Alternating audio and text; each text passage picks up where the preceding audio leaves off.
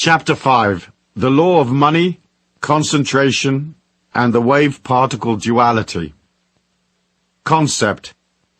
I touched on wave-particle duality in Law 1 as a key factor in why some are rich and some aren't.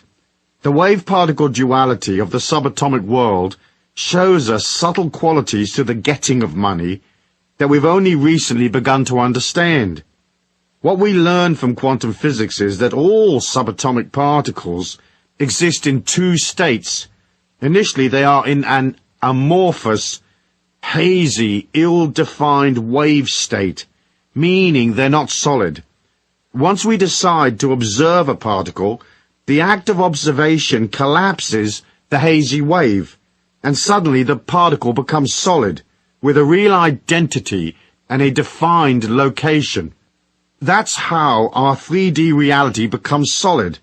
You do this strange magic trick every moment of your life. You make life real by observing it. Our brain and consciousness is a quantum field like any other. You are trillions upon squillions of little particles.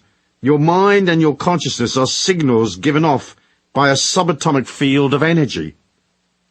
Our money-gathering activities seem to follow the same quantum laws. Money and financial abundance exist in both a potential hazy wave state and an actual solid state. The solid state is easy to comprehend. It is the cash and credit you use every day. When money is not in its solid particle state, it exists only in its hazy wave state, as a check that may arrive, a possible lottery win, a deal that may happen, and so on. The act of taking money out of its maybe hazy state is the act of manifestation. That act is accomplished by observation. At any given moment there are trillions of hazy state dollars which potentially could become yours, and it is through the power of your mind and the power of concentration, observation, that you collapse money from a distant hazy wave maybe to solid wealth, cash in hand. Concentration is how we pull to us the opportunities we need. Yet we have been taught that concentrating on money is evil, or at best it is a rather undesirable trait, a bit greedy and egotistical. In Europe, children are taught that wanting to make money is close to satanic. The first thing to do is concentrate on the abundance you do have. Make it solid and real by acknowledging it. It's easy to overlook the many things we are granted. Oxygen, the blood running through our veins, the food we eat, the people we know, the love we have for our friends and family, the companionships of animals and nature, the warmth of the sun, the sustenance of water, the air and the earth. All these things are around us. They are our temple, so to speak. We have to be grateful for what we have. The concept of the wave-particle duality is the understanding that you will act in one of two ways. In affirming that what you have is abundant, you collapse all the negative possibilities of lack. On the other hand, by being emotional and fearful and focusing on what you don't have, focusing on the problem rather than the solution, you intensify the confusion. You empower the lack, and your chance of collapsing the hazy wave into its solid state become less and less possible. Which takes us right back to, whosoever hath, to him shall be given. The Bible writers were talking subatomic physics when they wrote that. Metaphysics. The metaphysics of the wave-particle duality are slightly more complex. It lies inside the subtle bioelectric energy that exudes from your body. This energy, often referred to as your subtle body or etheric, is where your feelings exist. As I said before, you are a feeling. And that feeling, or thumbprint of what you are, is inside the etheric. So part of transforming the way you handle your life, not just from the point of view of abundance, but your personal power as well, involves developing a solidity inside that bioelectric etheric field. This consolidation of power can come about in many different ways. One of the fastest ways to raise your energy is to be more disciplined, to take time out to exercise, eat well, meditate, pray, take time to develop order, and time to establish a positive expectancy, to see your life flowing.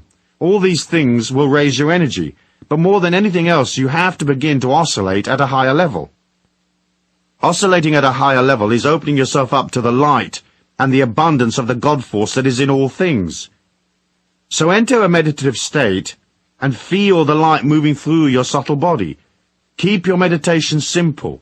See the light coming into your heart chakra, into your throat, and then on up into the center of your forehead. Feel the light streaming down through the crown at the top of your head. Know the light is everything, that you are everything, and that you are the light. You can therefore be everywhere. But once the concept of I am light is firmly established in your mind, you exit the finite world of the ego personality and enter the infinite world of your spirit. Now you are enormous, everywhere and eternal. Now feel the whole of this planet inside your heart.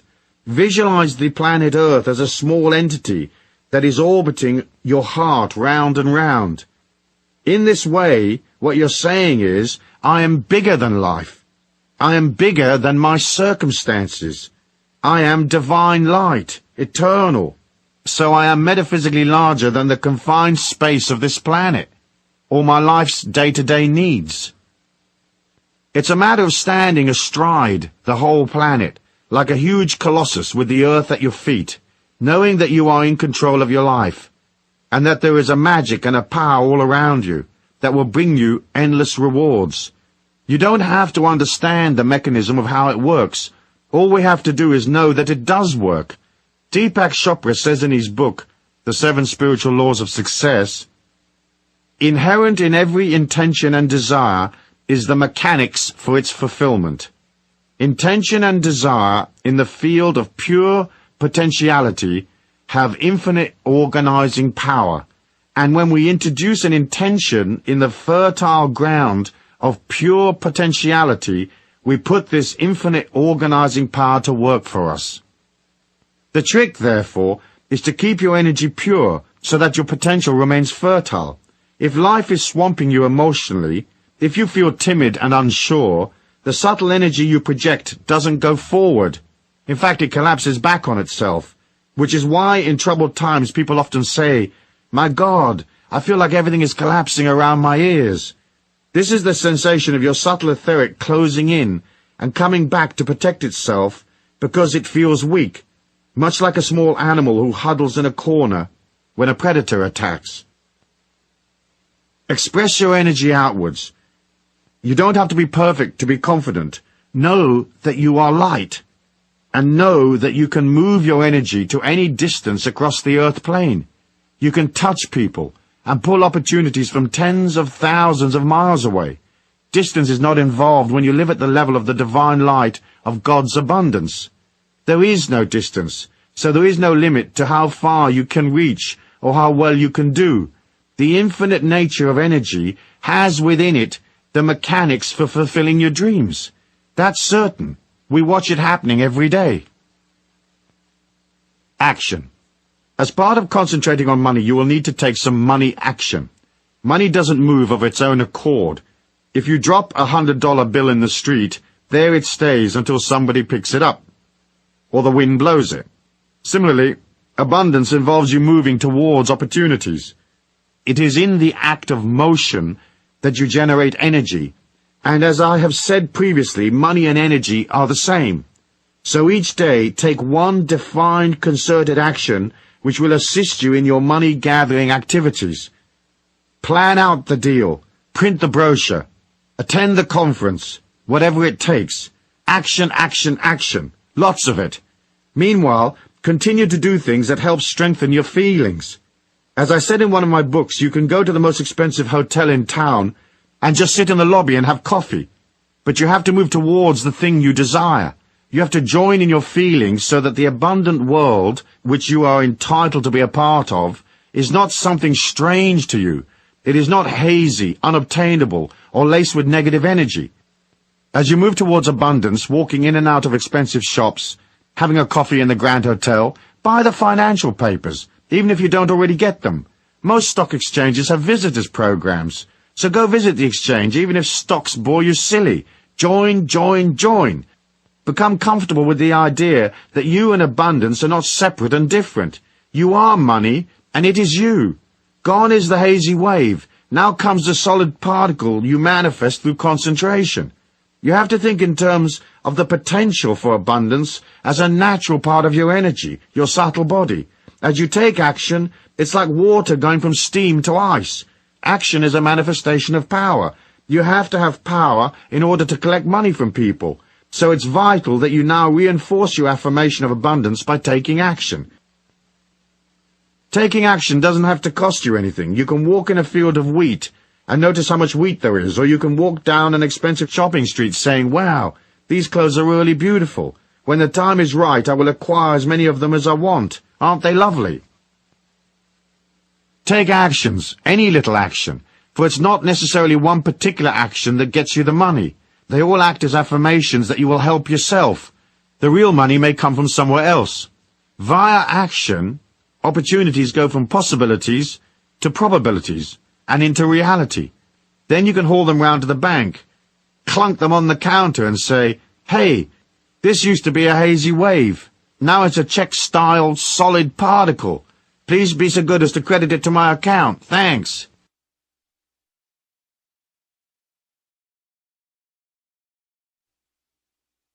Chapter 6. The Law of Invocation and Manifestation. Concept. First, there was the Word. Sound is a major force in the act of creation and manifestation. It's another part of the mysterious mechanism that moves our thoughts and ideas from the hazy wave state to solid reality. We have to invoke our desires, call out to the universe. We must tell it what we want, not just think about what we want. When we speak out loud, verbalizing our reality, we engage the manifestation process. Sound is a part of that which creates our individual reality. Each moment of our life we either invoke or destroy our dreams.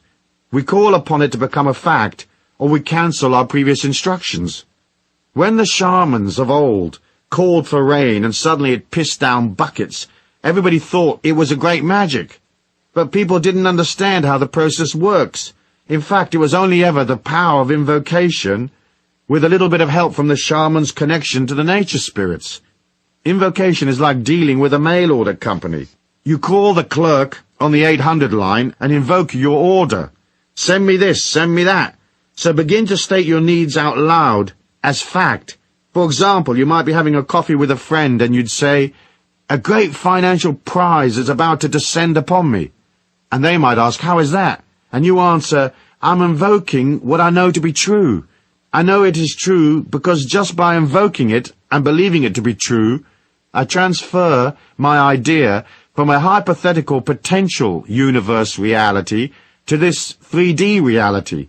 As I invoke, I create what I need." So decide what you want and invoke it. Don't waffle or daydream. Don't voice any maybes, uncertainties and doubt. The universe at large can't get its infinite head around wishy-washy doubt. Either something is or it isn't. Be firm, be certain, be absolutely definite. Don't say, "When I get this and if I get that, then and only then will I experience my dream." Instead, invoke your dream as fact. Remember, in the realm of the infinity of energy, there is no time. Everything is eternally present. So all your dreams are a reality in some parallel universe. By invoking your dream as a given fact, you haul it from a parallel place to right here, right now, in your warm, clammy hand, to love and behold and enjoy. Coolissimo! Metaphysics. The metaphysics of invocation are hard to comprehend and explain. I can't absolutely say why it works or what the real technology behind the law is. It seems to me that as we give voice to our reality, we not only move the air, but we also move the etheric reality around us.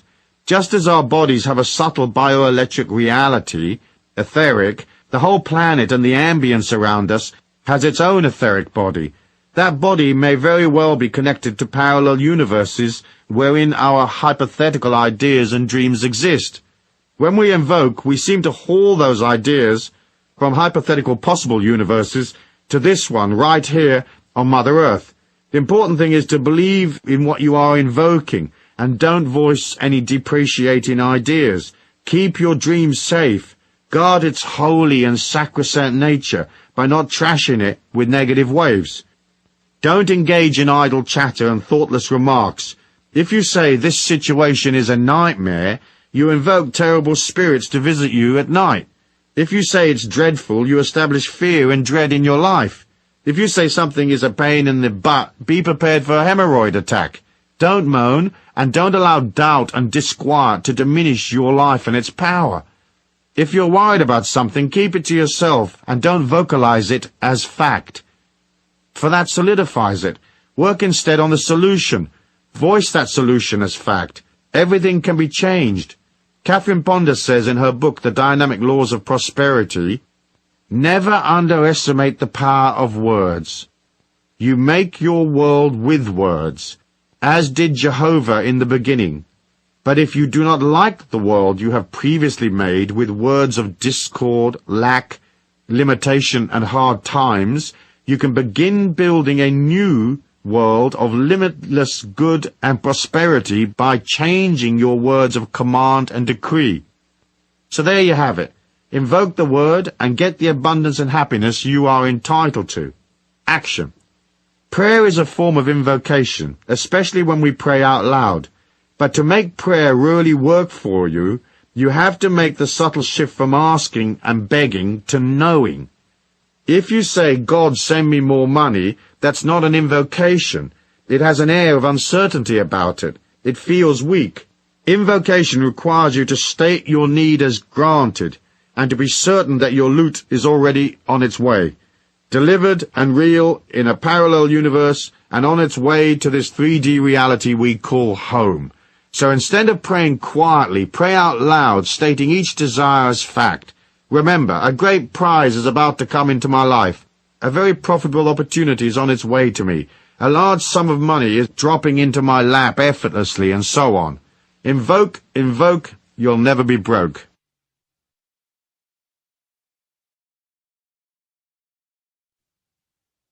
Chapter 7. The Law of Money and Ego. Concept. The function of the ego, among other things, is to concentrate on keeping you alive, and to give you an identity. The ego wants to separate you from others, so it is naturally competitive. It believes in and promotes exclusion rather than inclusion. The ego needs specialness, distance, and separation from others to feel okay, and to go beyond its fears and insecurities. The number one ego-driven force fueling the planet, other than sex, is money. Money is a symbol of importance, and feeling important allows the ego to believe itself distant from other people. When there is distance, the physical body of the person in which the ego dwells can be observed. As I said in Law 5, at a subatomic level our reality exists in a hazy state. It's nowhere and everywhere. It's only when you observe something that it becomes solid. So the ego likes to establish observers. It's one of the ways the ego controls you, keeping you edgy and stiff and in prison, brainwashed into accepting its ideas. It's difficult for most to understand how that stiffness and fear causes them to miss opportunities. Unravel the baggage, shift your mind about the need for importance and specialness, and suddenly you are free. After all, what you really need is a happy, liberated, creative life. Seeking admirers and observers is for the weak and insecure. You're not a performing dog, acting out, hoping for attention and a tasty morsel. It's degrading and debilitating, and spiritually it's rather ugly. There's no greater abundance than the abundance freedom offers. To unshackle from the ego's manipulation of you is to transcend. It's a hair's breadth from total enlightenment. What is the point of being enormously wealthy if you're neurotic and scared? What is the point of being famous if it means you create for yourself a luxury prison of sadness and loneliness, surrounded by yes-men and minions, but without the company of real friends who love you, who accept you unconditionally, people you can love in return? As I said in The Trick to Money is Having Some, money-making is not a serious business. It's a game that you play. At first it may seem that it is a game you play with forces outside of yourself, the economies of the marketplace, so to speak. But as you proceed, you discover it is actually a game you play with yourself. Detaching from the seriousness of money involves moving from ego-oriented ideas to a spiritual comprehension of money.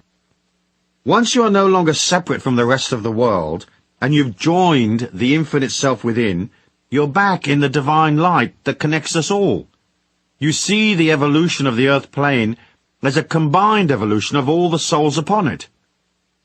So rather than grabbing and pulling to make your assets and valuables separate from everybody else's, you realize you are a part of everything, and everything is a part of you, which means, of course, that everybody's money and wealth becomes your money and wealth. This helps you enormously, because it opens you up to the possibility of receiving large amounts of other people's money without having to actually do any work. Like winning a lottery, finding money in the street, coming upon a fantastic money-making opportunity or whatever. Poverty is established by the separation the ego creates. It is the root of poverty consciousness, if you like. By becoming a part of all things, you create an abundance consciousness. Seriousness is a disease of the ego. Life isn't really serious. It's just a short journey. Yes, there may be pain, anguish, and other negative emotions in your life, but those negative emotions are generated by contradictions of the ego. The ego wants life to go one way, and circumstances come along and contradict it. Our journey on this earth plane, when viewed in its spiritual context, is a completely positive experience. Seriousness warps your life and disconnects you from your childlike self. The creative power inside of you is childlike, and creativity equals money. If you deny yourself access to the child within because you're too serious, you also block your connection to the divine light and your feminine self. Every creator who's any good uses their feminine side to create with. Whether a scientist working on a hunch, a painter working on the interplay of colors, or a musician dealing with the juxtaposition of notes and chords, the feminine principles are soft, and they appeal to human feeling. In fact, creativity is the only evidence left of our societies once they've come and gone. We don't remember the businessmen of Rome, or the various generals that fought the Trojan Wars.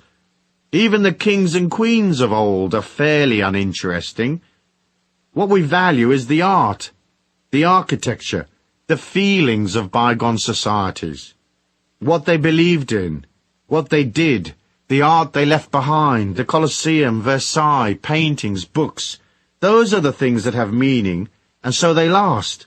We remember the yin, because it is through the yin and softness that the God force is expressed. So if you're a little too serious, lighten up, dude. Try to make light of life. Embrace its childlike beauty. Being too grown-up is a serious and painful experience. Don't mess with it too much. Metaphysics. The metaphysics of money and ego are simple to understand. You are an oscillation of energy, a feeling. If having and not having money is linked to your ego's perception of itself and your overall perception of your self-worth, your emotions will be on a roller coaster, and that will affect your subtle body. When things go wrong, the check bounces, money's not flowing, your energy will drop. You'll feel defeated, weaker, and less than before. If you're locked into the ego's perception of life and things go wrong, it can make you unwell. Somehow you have to come to the metaphysical truth of your divine specialness. This is not a specialness that you poke in people's faces, but a silent specialness. It is the act of accepting the infinite beauty within you. Then the ups and downs of money are irrelevant. To get to that point of view is not an overnight process for many, because everything we ever hear tells us how important status is and how lacking we are. All advertising is there to remind you of what you haven't got. Its function is to stimulate the desire by subtly showing you an inadequacy. Often advertising uses subliminal fear mechanisms. You don't want to be fat, do you? And therefore rejected by others. So buy these special foods. You don't want wrinkles, do you? And therefore be lonely and unloved. Rub this useless cream on your face. You want admirers, don't you? Buy this glitzy car that will fall apart in 2 years. Advertising also stimulates debt. Debt is a form of leaning. A bit of debt, manageable debt, is okay. Lots of debt, topples you over. It takes you into fear and negative emotion, which affects your etheric energy.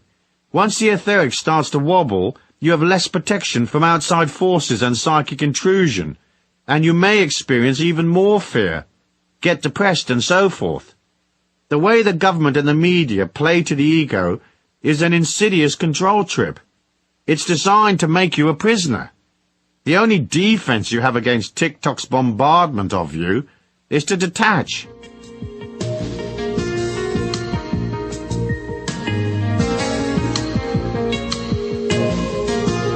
By detaching from the need for observers and decoupling the idea of money as a status symbol, you disempower the ego, which allows you freedom.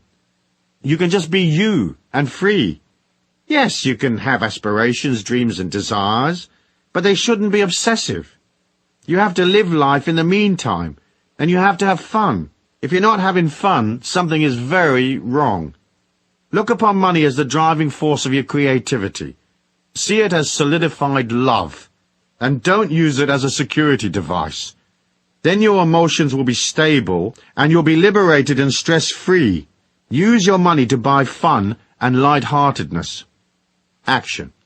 As I said in the concepts section, lightening up and becoming less serious is the key to changing money from an ego symbol to what it actually is, a symbol of the appreciation of energy. It's a part of becoming less and less complicated. Most people are tied up in knots. Their life takes endless management and sorting out.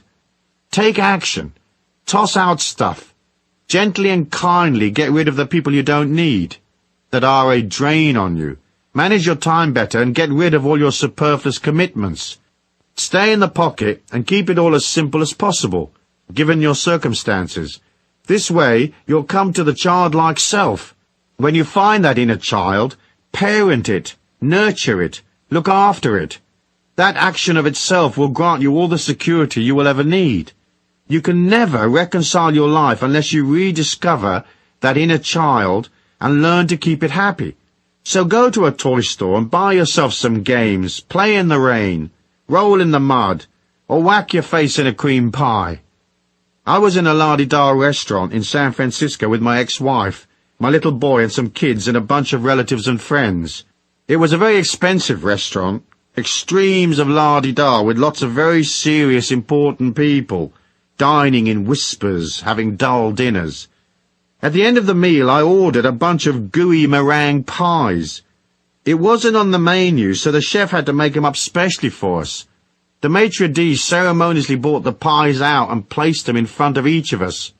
We were 10 at the table.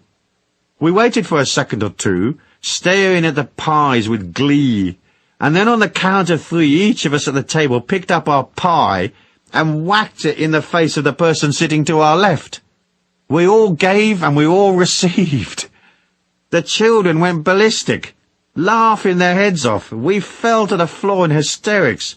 We couldn't contain ourselves. The maitre d' was shocked. There was sticky meringue everywhere. Some of the other customers were laughing fit to burst. Others were absolutely appalled, and they probably have never gone back to the restaurant again. The sugar in the meringue stings your eyes a bit, but boy, did we have fun. If you've never done something like this, try it. Being light-hearted is angelic, and being angelic is being infinite. And being infinite is easier than being stuck with a bunch of boring grown-ups who fret over their investments, who strut and work hard and pay out money for stuff that doesn't make them happy. If you're suffering from negative emotions or pain, internalize it and work on it on your own. Do not project it onto others. You have to be responsible and own your own pain. Sure, you can talk about it to a therapist, or you can share your troubles with a friend, but in the end, you are your pain. It's personal to you. You don't have the right to project it on others, leaking anger and disquiet, spoiling their energy by dolloping your stuff upon them. That's bad karma, as is manipulation, vengeance, and nastiness. As a part of setting you free and liberating yourself from fear, don't bother to push and shove and compete with others. If they need to be hot shots, let 'em. If they need to prove how clever they are, let 'em. Act simple and just listen. It's a good discipline. If they need to be first, step aside. Let them pass. The sun will rise exactly the same time for everyone in the neighborhood. no matter who rushes ahead or who ambles along at peace with himself or herself. It's the belief you have to compete that creates lack, and the fear of lack. Once you raise your energy, you don't need to compete. Once you don't need to compete, you're no longer scared. When you're no longer scared, you resonate a stronger energy. More people show up, and you can bill them all the more. These laws of money are so simple.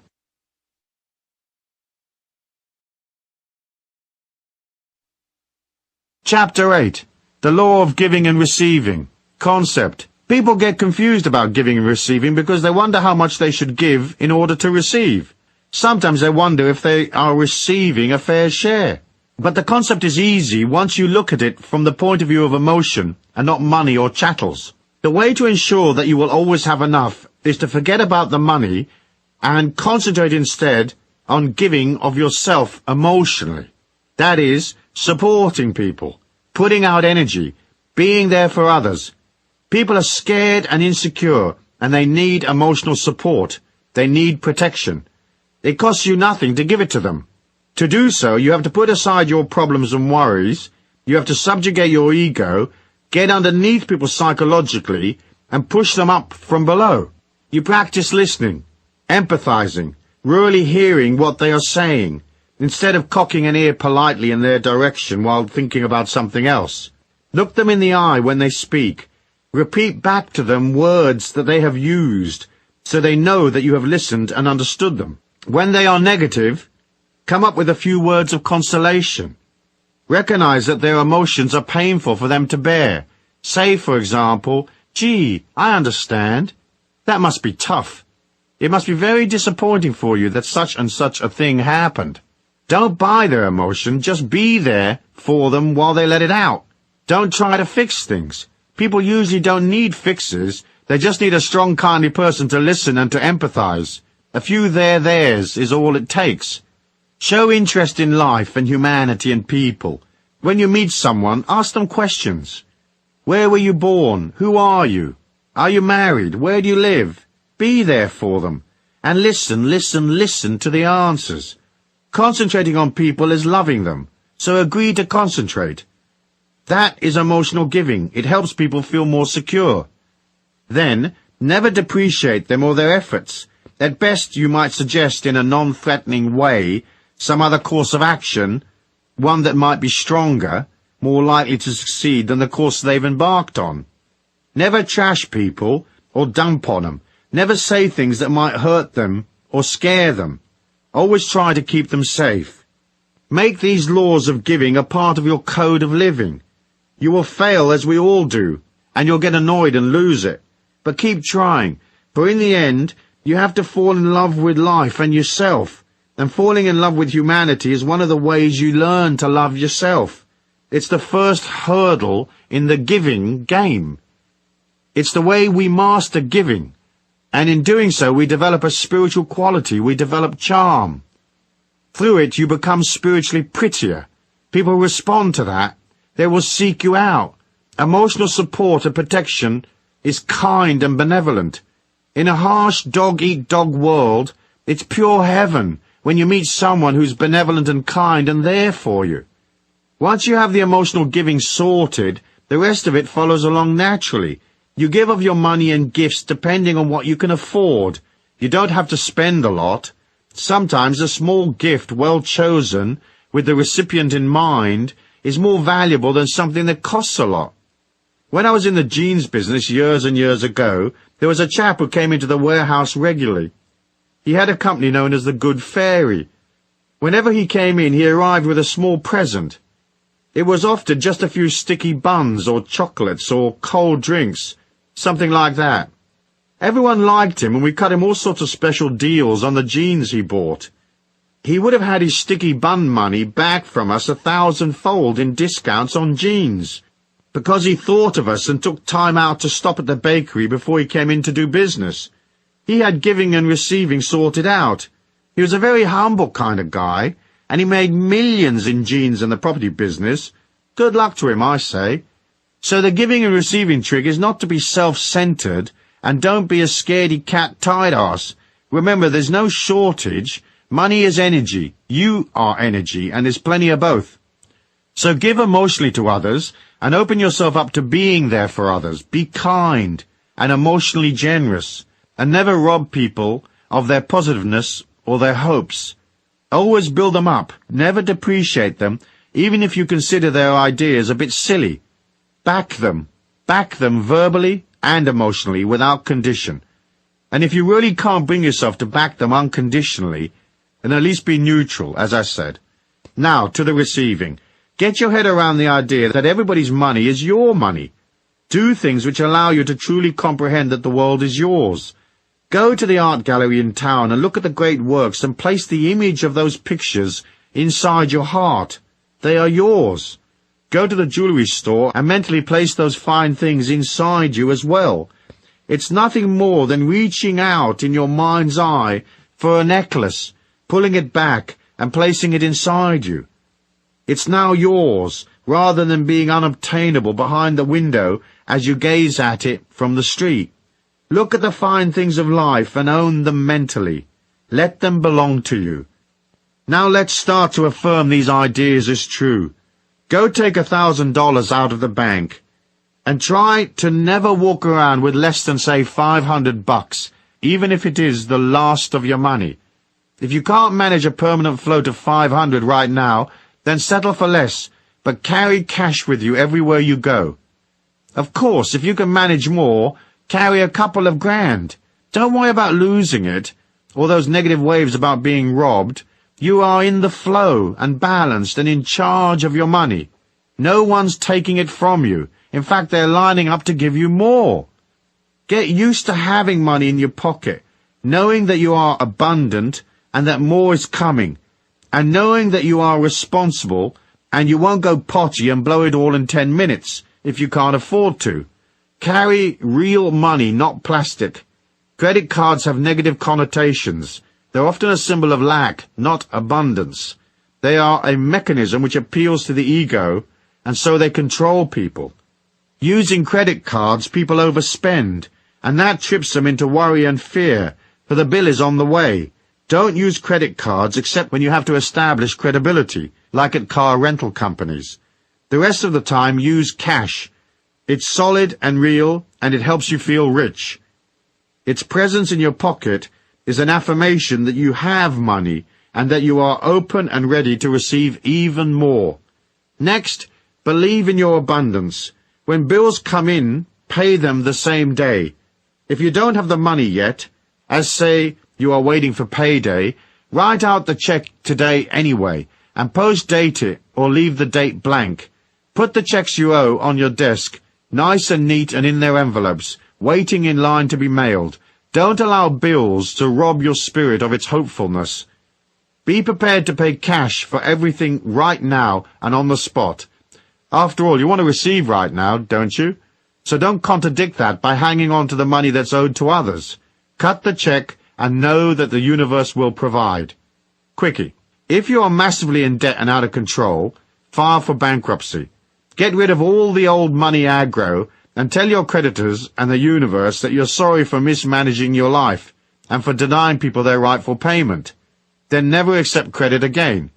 I went to America as an illegal immigrant with very little cash. It didn't take me long to rack up a whole load of debt. That obligation and the weight of the emotion it caused me slowed me down a whole bunch. One day I decided to sell everything and pay off large chunks of my debt, even though it would leave me with no assets in hand. I decided to pay all new bills in cash the day they arrived, or, because I traveled a lot, within a few days of my getting back from a road trip. Then I did a deal with the people to whom I was in debt, and they agreed to monthly payments. My biggest creditor was a sweet man called Bob.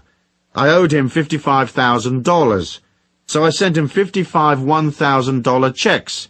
Every month his money went through, and eventually I didn't owe Bob a dime. He got it all back. I made the information that I wasn't going to live in the emotion of lack anymore, and that even though I didn't have enough to pay all my old debts, I was ready to reform and simplify my life by creating no new debt. In addition, I agreed with self to work especially hard to settle my old obligations. Doing this changed my financial situation around. It took me several years to get it all sorted out, as I was originally over $400,000 in debt. But in the space of 5 years, I settled everything, including paying an ex-wife $100,000. In addition to paying my debts, I made and saved several $1,000,000. Make the affirmation that you are abundant enough and disciplined enough to go to a cash basis, paying for things as you go. Soon your whole outlook changes. You go from desperately needing to win a little time for your bills to being serene and at one with your money trips. Suddenly this mind shift clicks the universe at large onto your side, and you're now coming from strength. That solidity pulls money to you more and more. Of course, you first must go past your resistance to letting go. It's weird how it all works. I reckon it's your fearlessness and self-discipline that affects the change. I should also remind you that, as part of your affirmation that you're open and worthy to receive, you'll have to practice accepting what is offered to you in life. I deal with this idea a lot in my other books, so I won't dwell on it here, but let me remind you of the rule. First, whatever gifts you're offered, no matter how useless or grim the gift might be, take it. Never refuse to receive. Worst way, you can always give that dreadful vase to someone you don't like. Second, never refuse money from anywhere. If a friend offers to pay for dinner, let them. Be gracious and thank them and tell the universe, thank you for paying for my dinner. If a person wants to pay you for some inconsequential act, accept, and never walk past money on the street without picking it up, even if it's just a small coin. Humble yourself and stoop for it. It doesn't matter what others think. You can't put out the message that you're too proud or too uptight to receive free money. The universe doesn't know the difference between a dime and $1,000,000. If you refuse the dime, the universe thinks you don't want money, so you collapse your chances. Accept all that is offered to you, even the mucky coins in the mud. Make it a rule never to refuse anything that comes to you for free. Metaphysics. The metaphysics of giving are silent and centered around the projection of your etheric subtle body. When you express hope and cheerfulness, when you are expressing outwardly emitting energy, your etheric is like the sun. Remember I said that negative energy makes your etheric collapse in on itself. The more you get used to projecting outwards, the longer your etheric reach becomes. It's an inner reach. So give silently. When you pass a person in the street, mentally reach out and touch them in the heart, and silently project the thought, love. Or project admiration for them even though you don't know them. Back them. Believe in them. Project goodness, hope and positivity. If you see that they are upset, project the thought or word, serenity or calm. If you see them angry, project peace. Don't judge them. Know that they have some inner issue unresolved, probably from a long time ago. Love them even if they appear a bit ugly. Make it a rule never to pass a person in the street without projecting some kind of silent goodwill. Now, if you're coming out of the Tokyo Underground in the rush hour and there's 60,000 people there, don't mess with trying to get them all. Pick a few here and there and leave it at that. Otherwise, energy-wise, you'll be on your knees. But keep projecting silently for the eventual healing of everyone on the planet. Silently touching people you pass without them knowing. Like angels touch us in our sleep, without us being aware of their presence. That's the metaphysical giving sorted. Let the receiving come in from the inner worlds. As you displace energy out from yourself out into our external 3D world, in a positive silent way, you automatically pull more from elsewhere in the inner worlds. It comes to you as you project out. It also comes to you in the night while you sleep.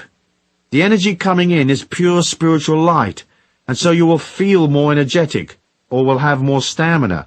Sometimes the light comes to you containing information. A thought goes off in your head, and suddenly you realize you need to buy $100,000 worth of aluminum futures, and so you act on that intuition and you buy them. Eventually everyone else decides intellectually that aluminum is a good thing, and the price goes up, and you got the inside tip weeks ago. You cleared your position, and you're at the beach projecting the word, relax, to the vacationers who pass by, healing them bit by bit, one at a time. In the world where most everyone projects uncertainty, some make a living of projecting fear, and governments have whole ministries devoted to sustaining fear, it's a cool little whiz that knows how to turn his or her energy the other way and give out security. It makes you different, silently different. The energy builds over time, I promise. Action. One of the best actions you can perform in relation to giving and receiving is to keep a gratitude book. I understand Oprah Winfrey recently picked up on this idea and she's been talking about it on TV. I haven't seen the show, but here's the technique in case you don't know it. You keep a journal of all the things you are grateful for. You write in it every day as a discipline. Oprah suggests 5 things each day. It's a way of pulling abundance to you. In the act of being grateful, you are acknowledging your abundance. The fact that you have to take, say, 5 minutes to write your journal each day means you are observing your blessings, so you make them more real. Your mind projects more satisfaction and less lack, and so more good things come to you.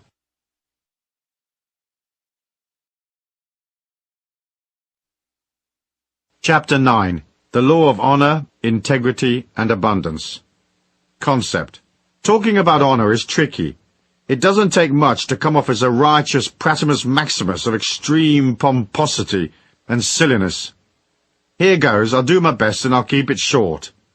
When you separate from your body and look back at your life, nothing will have disappeared. I've been in those worlds via the trance state, and the OBE, the out-of-body experience, and the near-death tube. And what I tell you is correct. Though each one experiences their life's overview slightly differently. You won't want to look at stuff if it is gruesome. If your life has been one of manipulation, inflicting terror, nastiness, rip-offs and so forth, the moment of your spiritual overview is going to be an extremely painful experience, unless of course you change things now. You can metaphysically and spiritually rewrite your history by seeing your mistakes as lessons, understanding that the God force is full of compassion, and realizing that each of us falls into the dark through our weaknesses and fears. In addition, the people who have been affected by any darkness you projected had a metaphysical responsibility. They must have projected or sustained their own negative energy for you to show up. Or at least they must have had options and they didn't take them. Of course, in the case of children who are abused, they don't have options because they're born into negative situations. If darkness has been a part of your life, you can perform a spiritual overview and healing while alive. First you have to ponder your dark side and agree to let it come out, as it is usually repressed deep within.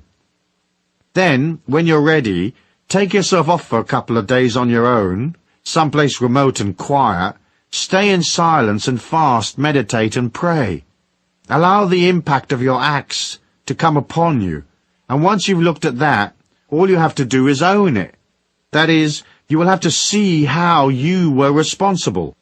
Owning it is accepting that you inflicted the pain on others, and you have to see how it must have felt for them as they became scared or sad because of your actions. Perhaps you killed them off because they lost hope, or perhaps they died not because you killed them literally, but because you stressed them out so much they passed away from other maladies. You use your 2 or 3 day quiet period to look at your dark side, to process and acknowledge your hatred and antagonisms. You agree to come to an act of contrition and to atone. Contrition and atonement sound serious and biblical. One imagines balls of fire cast down from above while Sodom and Gomorrah burn in the distance. It's not quite like that, because a universal compassion kicks in if you do it right. Contrition is feeling sorry for your stuff-ups and owning them, and atonement is doing something about them. We all have darkness inside of us, so you don't have to feel especially guilty. Yet you can't get to the light without passing through the dark. The idea that you can escape it completely by just being positive is metaphysically unsophisticated. You can certainly avoid it for a bit, building light and energy as you go, but in the end it is always there. You have to tackle it one day. Rudolf Steiner called it the guardian of the threshold. I always imagined the guardian as a monster on your path, who knew all of your weaknesses and could play upon them. It would eat you if you didn't have the courage to face it. Even the most saintly person has a dark side. If they say they don't, they're a saintly person with quite a lot of BS and denial, and that of itself can be dark. Even Jesus had his 40 days in the desert, processing his shadow side, being tempted and so forth. As your energy grows and grows, and as you become more and more light, you have to come to honor and integrity. For the expanding light within you attracts the dark forces that hang around looking for weaknesses, looking for ways to use to their own ends the power you are creating. Now people usually believe they have no dark side, or that they have already processed it, but that is not often the case. Many have simply repressed their dark side deep within so it's not obvious. Simultaneously with this process, you'll want to be 100% correct in your future dealings with people, so all your future financial dealings must be honorable. You will have to be completely fair and honest and 100% correct with people. Next, you have to have honor in your feelings. That means living in the truth and expressing that truth and not being covert. We are trained as children to use covert ways to get what we want, and so we don't see it as dishonest. But it is. Our world is very dishonest, and our leaders encourage dishonesty by setting bad examples, by lying, by being corrupt, by using a political sleight of hand to sustain power. People come to believe that being dishonest, covert, sneaky and manipulative is normal. It's not. It's very dark. Being on a power trip is also dark. That power may come from your physical strength, or it might be a financial, political, or military power. Sometimes we become experts at wielding sexual and emotional clout, tormenting others with our control over them. Almost all power is abused. That's how we learn. We have to become strong inwardly and outwardly, without misusing the power we have. It's very hard to get it right, and most of us err. Some lust for power. They get off on emotionally or physically capturing others and maneuvering them. Bad karma. We are also taught to lie, exaggerate, and obscure fact. We lie by omission, seeking to sustain one image while living another. To the student on the path, all of these are traps, and they have to be sorted out. For when you lie, it is to yourself. When you cheat, the same. When you manipulate, you create a prison for yourself as well as your victims. In the end, everything you do is to yourself. There's only the oneness, so all acts are self-infliction. Metaphysics. The metaphysics of honor are simple. You can't hide from the truth, so you have to let go, humble yourself and look at the truth, and fix the bits that are less than best. Each of us has fear, hatred, and antagonism. Each of us cheats emotionally, financially, or sexually. We each have our transgressions. You rewrite your history by looking at that. Perhaps it may result in you suffering a dark night of the soul, but it will pass as you grant yourself forgiveness. Gradually, the power of the infinity within you bathes you in a new light, and you are made whole. In this way, you complete your act of contrition. Action. Atonement is the act of making good, so you can go back and pay off, if you can, the people you cheated. You apologize if you have hurt people, or you atone by charitable acts and good works. Perhaps you can't repay those you owe, but you can make a donation to some cause from which they might benefit.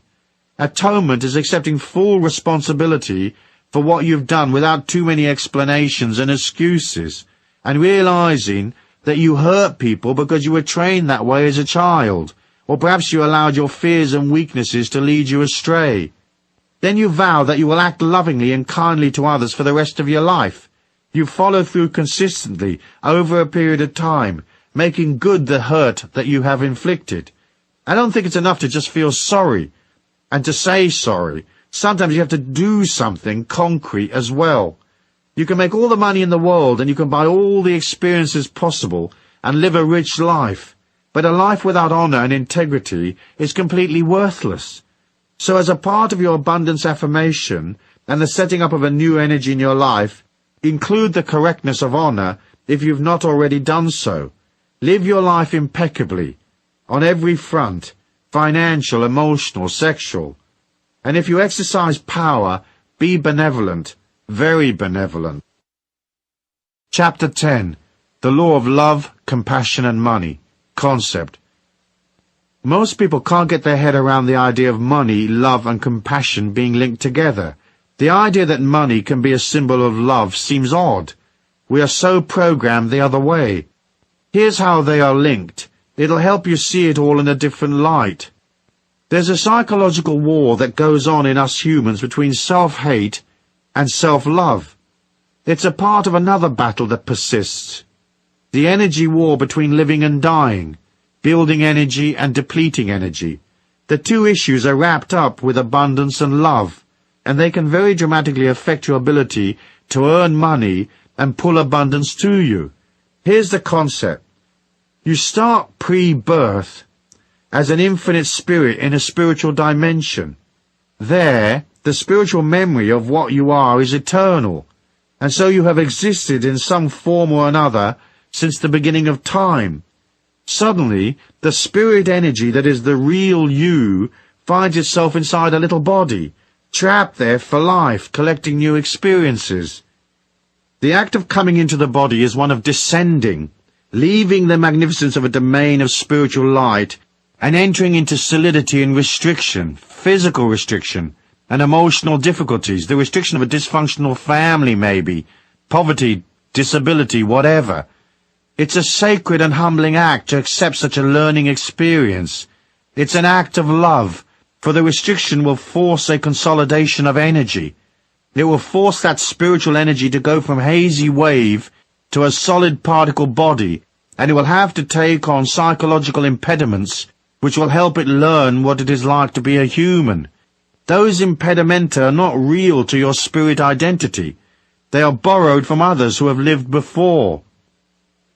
They were part of the global mindset at the time of your birth, and so they are imposed upon the spirit. They really don't belong.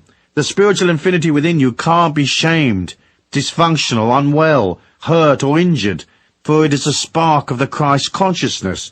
People often wonder why a God that is all love and compassion can allow pain and suffering. But it's easy to see that the spirit, the one you actually are, doesn't do any pain and suffering. It remains always in a state of grace, a state of complete positiveness, even if it is collecting painful memories which the ego experiences. At the time a child becomes a mature being, it has downloaded the negative waves of its culture and the global mind, the collective mind, if you like.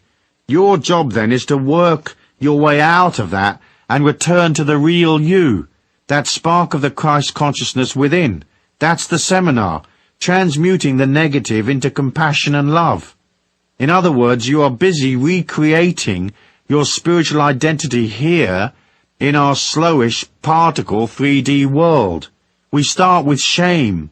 Early in our childhood, we are shamed when people shout at us, get angry, admonish us for not using the potty correctly, whatever.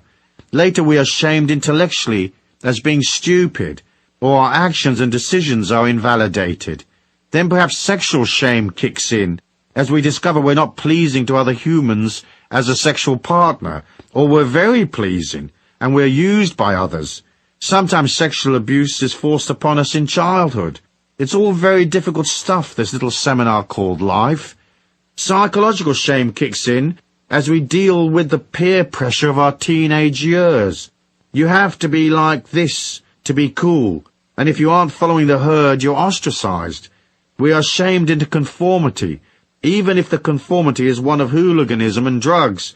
There's a conformity in rebellion and the counterculture, as there is in TikTok.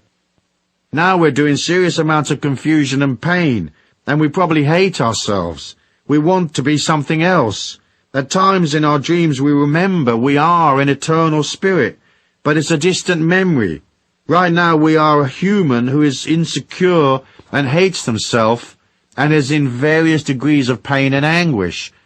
On top of all this, there is the other issue, that of living and dying, high energy and low energy. We have to fight our way out of these fears and restrictions and return to our spiritual identity. First, it's a love of self, not a narcissistic, egotistical love of self, but more a physical, emotional, psychological, and spiritual respect for self. Can we love ourselves in spite of all we've been told, all the personal defeats we've suffered, the shape of our face, our lack of ability, or whatever? That's the journey. Initially, the answer is usually no. Self-hate kicks in. We anesthetize the pain via drugs, sex, and illusions of power, or we use overwork and alcohol to blot it all out, succumbing to our addictions. We feel that if only things were different, if only we had more money, if only we had a different set of conditions, if only a certain person acted in a certain way, then we would be happy. People would love us and things would be just fine. That's the story of most people's lives. Self-hate gets in the way of everything, including their money-making ability, because eventually they lose the will to fight on. There's a fine balance to the getting of money. It usually involves activity, and that activity takes you further and further from your real self. It burns energy and makes you less secure, not more secure. The security you seek is within. It comes from seeing yourself as beautiful. It comes from going through the healing we talked about in the last section. It's the act of self-love, the acceptance, detachment, and forgiveness of self. It's where you wake up and remember that you are not the spotty-faced teenager who was ridiculed and shunned. You are a powerful, eternal spirit, imbued with the Christ consciousness, and here with a mission to fulfill and lessons to learn. A spirit of infinite honor and integrity that has a connection to all the knowledge that exists. Nobody out there is perfect. We're not trying to compete in the perfection stakes. You can love yourself and be imperfect, as God loves us unconditionally. I really like the image of the water rat, this scruffy little rat that sniffs around on the edge of muddy river banks. It doesn't look like much, but the little rat is sitting there on a log by the side of the river, and he is what he is. He isn't apologizing for being a water rat, but simply stands inside a divinity and a spirituality which is the animal spirit of water rat. You are what you are. You might be an Adonis in the making, or an incredible goddess energy, or you might just be a little water rat who stands in front of the bathroom mirror in the mornings and says, I'm a water rat and that's okay. I don't have to convince people or act to please them. I don't have to work to win their affection. I don't have to pay for them so they will love me, because I love myself. I am what I am. I'm going out today. I'm going to believe in myself. I'm going to be honorable. I'm going to concentrate on people and treat them fairly. I'm going to treat myself fairly, for by nurturing myself, my energy will build, and I will become secure. I know that money flows to security, and away from insecurity, so by being more secure, I will prosper. When you are insecure, it turns people off. To spend money, people have to give away a part of their security. When they make the transfer of money to you, they have to feel solid. They have to feel they're getting something that will make them more, because they're paying out and becoming less right now. So if you're solid and contained and secure, it helps them feel solid, so they transfer their cash more readily. That is why self-hate destroys your money-making abilities. Partly, as I said, because it's hard for you to include yourself, and partly because you trigger insecurity in others, and that forces them to hang on and become tight. By booming out life force, love and strength and fine encouraging words to support people, you express a compassion for people's insecurity, and in the process you become stronger and more abundant. You become a divine paramedic offering people the oxygen mask of life force, dolloping out goodness and strength, so they become less fearful. People will respond to that life force, and it's up to you to figure out how you're going to bill them. Money is a symbol of that life force, of its appreciation. Money can be a solidified form of love.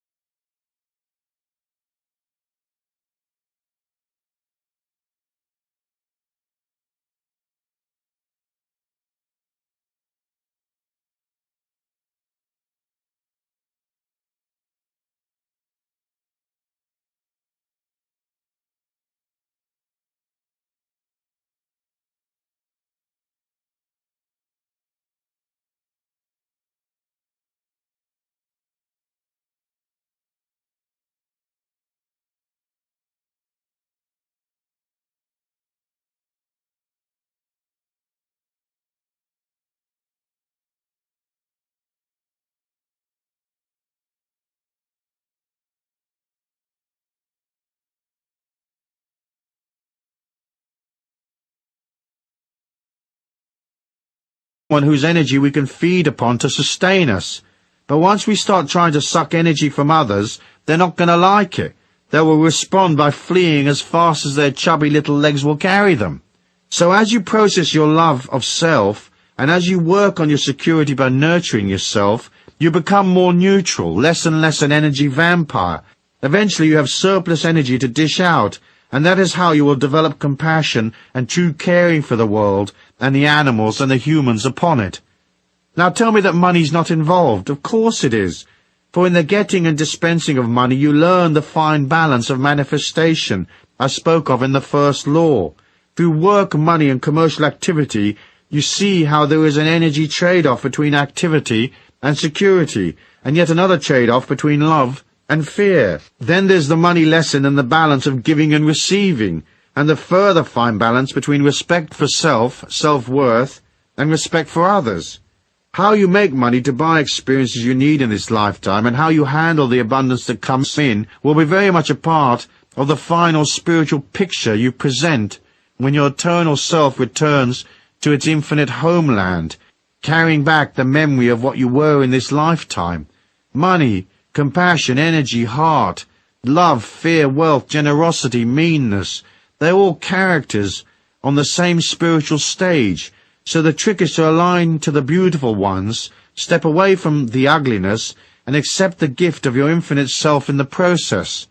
Action.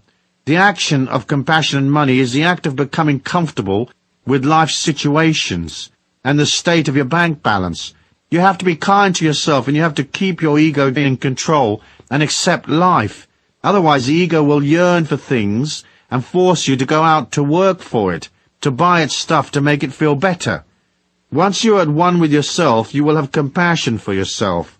Then you will, of course, nurture yourself. But you won't have to go shopping to distract you from your fears. As you become more aware, you become more real. Then, by discarding the useless stuff and eliminating unnecessary obligations, you become more balanced and settled, more silent and less manic. You will also have less activity and stress, and you'll feel better, and so onwards and upwards. Do something for yourself every day, something compassionate and kind. I don't mean buy yourself breakfast. I mean do something that is spiritually or physically nurturing. A massage, a fast, a meditation, exercise, rest, play, that kind of thing.